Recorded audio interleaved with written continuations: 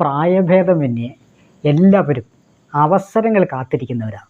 എന്തെങ്കിലും വിഷയം സംബന്ധിച്ച് എനിക്കൊരവസരം കിട്ടിയിരുന്നെങ്കിൽ എന്ന് പ്രതീക്ഷയോടെ കാത്തിരിക്കുന്ന ആളുകളാണ് ഏറിയ കൂറും. അതിന് കാരണമുണ്ട്. അവസരങ്ങളുടെ ദൗർലഭ്യമാണ് ഒരു കാര്യം. മറ്റൊന്ന്, നമുക്ക് അവസരം ലഭിക്കുന്നതുവരെ ക്ഷമയോടെ കാത്തിരിക്കാനുള്ള മനസ്സില്ല എന്നുള്ളതാണ്. അതുകൊണ്ട് തന്നെ എല്ലാവരും അവസരങ്ങളെ പ്രതി ആർത്തിയുള്ളവരാണ്. എന്നാൽ ഇങ്ങനെയുള്ള ആളുകളെ അവർ നന്നായിട്ട് മുതലെടുക്കാൻ അറിയാവുന്ന ഒരു കൂട്ടം ആളുകൾ നമ്മുടെ ചുറ്റുപാടുമുണ്ട്. അവരെ സംബന്ധിച്ച് ഒരു പ്രോജക്റ്റ് ഏറ്റവും ചെലവ് കുറഞ്ഞ രീതിയിൽ അത് ആരംഭിച്ച് അവസാനിപ്പിക്കുന്നതിന് അവർ കണ്ടെത്തുന്ന മാർഗം ഇങ്ങനെ അവസരങ്ങൾ തേടി നടക്കുന്ന ആളുകളെ ഇതിൽ ഉൾപ്പെടുത്തുക, അവരെ പരമാവധി യൂട്ടിലൈസ് ചെയ്തതിന് ശേഷം അവരെ അവോയ്ഡ് ചെയ്യുക എന്നുള്ളതാണ്. അപ്പോൾ അവർക്ക് ചെലവ് കുറഞ്ഞ രീതിയിൽ അവർക്കൊരു മികവുറ്റ പ്രോജക്റ്റ് കംപ്ലീറ്റ് ചെയ്യാനായിട്ടൊക്കും. അങ്ങനെ നമ്മളെ തേടി വരുന്ന ആളുകളുടെ മുൻപിൽ നമ്മൾ നിന്നു കൊടുത്താൽ പല രീതിയിൽ പരാജയം സംഭവിക്കും. അവരെ സംബന്ധിച്ചിടത്തോളം അവർക്ക് ഒരുപാട് വാഗ്ദാനങ്ങൾ നൽകാൻ കാണും, പ്രതിഫലങ്ങളൊന്നും കാണത്തില്ല, ഒരുപാട് വാഗ്ദാനങ്ങളുണ്ടാകും. അങ്ങനെയുള്ള ആളുകൾ പലരും പറയുന്നത് ഇത് നിങ്ങൾക്ക് കിട്ടുന്ന ഏറ്റവും നല്ലൊരു അവസരമാണ്, നല്ലൊരു എക്സ്പീരിയൻസ് നിങ്ങൾക്ക് ഇതിനകത്തൂടെ കിട്ടും, വളരെ പാണ്ഡിത്യമുള്ള ആളുകളാണ് നമ്മുടെ ഒപ്പം ഉള്ളത്, അതുകൊണ്ട് തന്നെ നിങ്ങൾക്ക് മുന്നോട്ട് നല്ല വൈദഗ്ധ്യമുള്ള ഒരാളായിട്ട് മാറാൻ കഴിയും എന്നൊക്കെ, നല്ലൊരു പബ്ലിസിറ്റി ലഭിക്കും. ഇങ്ങനെയൊക്കെയുള്ള ഒരുപാട് കാര്യങ്ങൾ നമ്മുടെ മുൻപിലേക്ക് അവർ വാഗ്ദാനം ചെയ്യും. ഈ വാഗ്ദാനങ്ങളിലൊക്കെ വീട് പോകുന്ന ആളുകളെ സംബന്ധിച്ചിടത്തോളം പിന്നീട് ഇങ്ങനെ വാഗ്ദാനങ്ങളുമായിട്ട് വരുന്ന ആളുകൾക്ക് വേണ്ടി മാത്രം നിലകൊള്ളുന്ന ഇരകളായിട്ട് അവർക്ക് തുടരേണ്ടതായിട്ട് വരും. എന്നാൽ ഡെഫിനറ്റായിട്ട് ഇങ്ങനെയുള്ള സ്ഥലങ്ങളിൽ നമുക്ക് നോ പറയാനായിട്ട് സാധിക്കണം എന്നുള്ളതാണ്. കാരണം നമ്മുടെ കഴിവുകൾ മൂല്യമുള്ളതാണെന്ന് അവർ തിരിച്ചറിഞ്ഞത് കൊണ്ടാണ് അവർ നമ്മളെ തേടി വന്നത്. യഥാർത്ഥത്തിൽ നമ്മുടെ കഴിവുകളെക്കുറിച്ച് അറിവില്ലാതിരിക്കുന്നത്, നമ്മുടെ കഴിവിൻ്റെ വില, അതിൻ്റെ മൂല്യം അറിയാൻ പാടില്ലാതിരിക്കുന്നത് നമ്മളാണെന്നുള്ളതാണ് ഇതിനകത്തെ പരമാർത്ഥം. യഥാർത്ഥത്തിൽ നമ്മുടെ കഴിവിൻ്റെ മൂല്യം നമ്മൾ തിരിച്ചറിയണം. അങ്ങനെ ഉണ്ടെങ്കിൽ മാത്രമേ നമുക്ക് വിജയിക്കാനൊക്കത്തുള്ളൂ. ഏതവസരങ്ങൾ നമ്മുടെ മുന്നിൽ വന്നാലും അവസരത്തിന് വേണ്ടി നമ്മൾ വിധേയപ്പെടുമ്പോൾ അതിന് തക്കതായ പ്രതിഫലം ആവശ്യപ്പെടാൻ ഒരു മടിയും വിചാരിക്കേണ്ട. കാരണം നമ്മുടെ വിലപ്പെട്ട കഴിവിന് പ്രതിഫലം അർഹിക്കുന്നുണ്ട്, നമ്മുടെ സമയത്തിന് പ്രതിഫലം അർഹിക്കുന്നുണ്ട്. നമ്മൾ ചെയ്യുന്ന ഓരോ ജോലിയും അന്തസ്സുള്ളതാണ്, അതിന് മാനമുള്ളതാണ്, അതിന് തക്കതായ പ്രതിഫലം കിട്ടാൻ നമ്മൾ യോഗ്യതയുള്ളവരാണ്. അതുകൊണ്ട് അവസരങ്ങളുമായിട്ട് വരുന്നവരോട് പ്രതിഫലം പറയാൻ ഒരു കാരണവശാലും മടി വിചാരിക്കേണ്ട.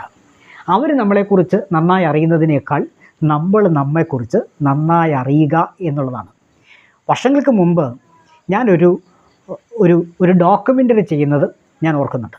അന്ന് ഈ ഡോക്യുമെൻ്ററി ചെയ്തതിന് ശേഷം മറ്റൊരാൾ എൻ്റെ അടുക്കൽ സമീപിച്ച് വേറൊരു ഡോക്യുമെൻ്ററിയുടെ വിഷയം അവതരിപ്പിക്കുകയുണ്ടായി. പക്ഷേ അദ്ദേഹത്തിൻ്റെ കയ്യിൽ പണമില്ല, അദ്ദേഹത്തിന് വേണ്ടി ഡോക്യുമെൻ്ററി ചെയ്തു കൊടുക്കണം. അപ്പോൾ ക്യാമറയും എഡിറ്റിങ്ങും ബാക്ക്ഗ്രൗണ്ട് മ്യൂസിക്കും ഇങ്ങനെയുള്ള കാര്യങ്ങളെല്ലാം നമ്മുടെ പക്കൽ നിന്ന് നമ്മൾ ചിലവഴിക്കുകയാണ്. ഇങ്ങനെയൊക്കെ ചെയ്തു കൊടുക്കുന്ന സമയത്ത് അദ്ദേഹത്തിന് തിരിച്ചു തരാൻ ഒന്നേ ഉള്ളൂ, ഒരുപാട് വാഗ്ദാനങ്ങളാണ്. ഇത് ചെയ്യുന്നതിലൂടെ നിങ്ങൾക്ക് ഒരുപാട് ആളുകളെ പരിചയപ്പെടാനൊക്കും, ഇതൊരു നല്ല അവസരമാണ് എന്നൊക്കെ ഈ ആളും പറയാൻ തുടങ്ങി.